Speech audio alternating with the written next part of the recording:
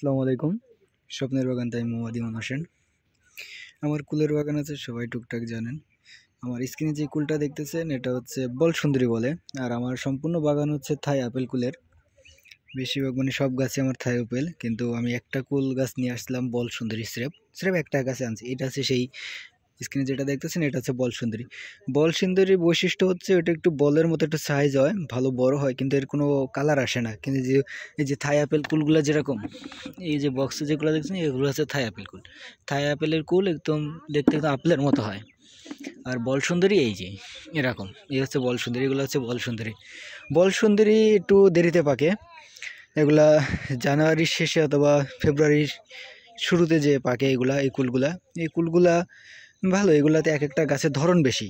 এই গাছে প্রায় এক একটা গাছে যখন এই গাছের বয়স 2 বছর 3 বছর হবে, এই এক একটা গাছে কমপক্ষে 5 থেকে 6 মণ করে ধরে। বল সুন্দরী ধরন একটু বেশি এবং কুলগুলার সাইজ একটু বড় হয়, 25 থেকে 20টায় 1 কেজি হয়ে যায়। যারা কুল করতে চান বল সুন্দরী করতে পারেন, কিন্তু বল সুন্দরীর দাম একটু কম পাওয়া যায়। যখন মার্কেটে পুরো দামে কুল থাকে তখন হচ্ছে বল সুন্দরী পাকে। অ্যাভারেজ বল সুন্দরী 40 থেকে 50 টাকা কেজি পাওয়া যায়। আর এখন যেটা থাই আপেল আমরা বিক্রি করছি এটা কমপক্ষে 100 টাকা প্লাস, 170 থেকে 180 টাকা করে বিক্রি করতেছি। আমি স্পেশালভাবে কোনো সময় বল সুন্দরী নিয়ে ভিডিও করি নাই, কিন্তু আমার এই একটা গাছই আছে। এটা আনার কারণ ছিল একটা জাত তৈরি করা, মানে চারা তৈরি করব, এই জন্য একটা গাছই আমি নিয়ে আসছিলাম।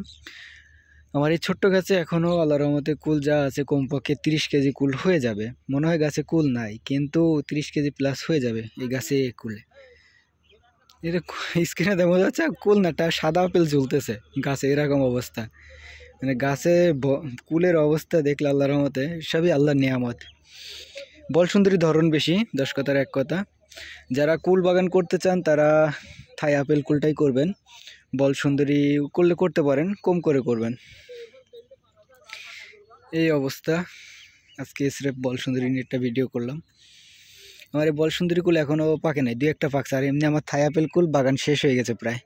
তোমরা কি করছো ওখানে? হ্যাঁ মফিকুল, কি করছো তোমরা ওখানে?